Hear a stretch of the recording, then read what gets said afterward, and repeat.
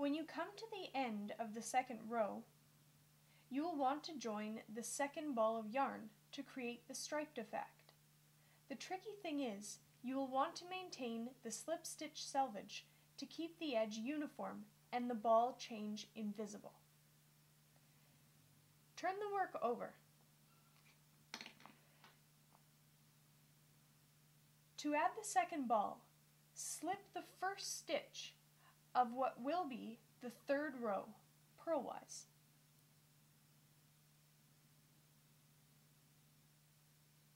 Because the second stitch is a knit stitch, hold the tail of the new ball in the left hand and begin knitting your knit stitch.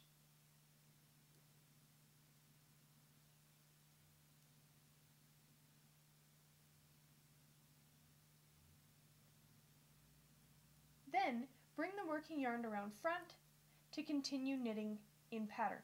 Purl, knit,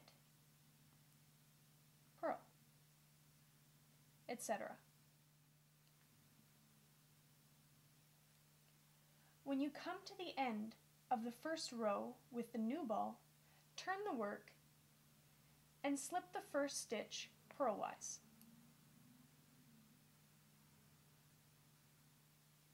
With the yarn in back, because the next stitch is a purl. This way you can bring the yarn around for the purl without breaking up the slip stitch selvage.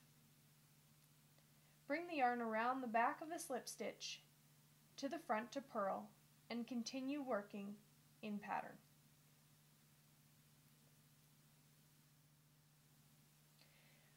When you come to the last stitch of the row, you'll notice that it's in the previous color. This is because you slipped this stitch. So knit the stitch, and then you'll also notice that it's very large. You can tighten it, but make sure not to tighten it too much or you'll start to get a curve in your scarf as your scarf grows. Keep that stitch loose.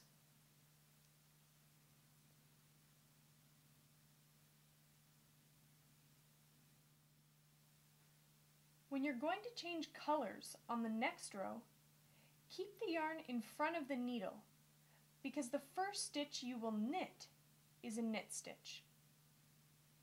So, slip that first stitch with the yarn in front,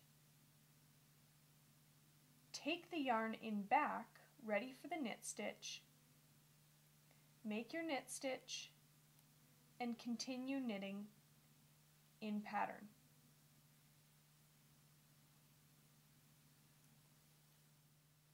The slip stitch selvage is appropriate for the Noro scarf because it hides the ball change and makes for a tidy, uniform edge.